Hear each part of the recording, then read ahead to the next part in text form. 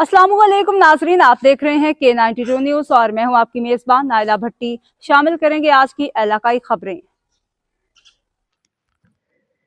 एहतजाजी मुजाहरा नॉर्थ कराची बैतुल अनम में रिहाइश पजीर सारम के बेदर्दी से कत्ल किए जाने पर इलाका वकीलों की जानिब से जारी एहतजाजी मुजाहरा 2 दिन के लिए मौकूफ़।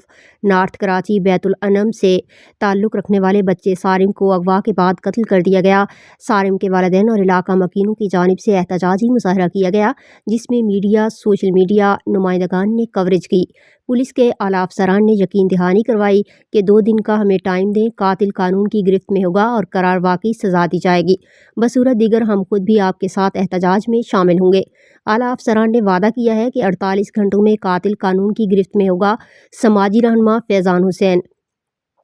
48 घंटों में अगर कातिल को गिरफ्तार न किया गया तो हम भरपूर एहतजाज करेंगे और ये एहतजाज कातिल की गिरफ्तारी तक जारी रहेगा। समाजी रहनुमा फैज़ान हुसैन।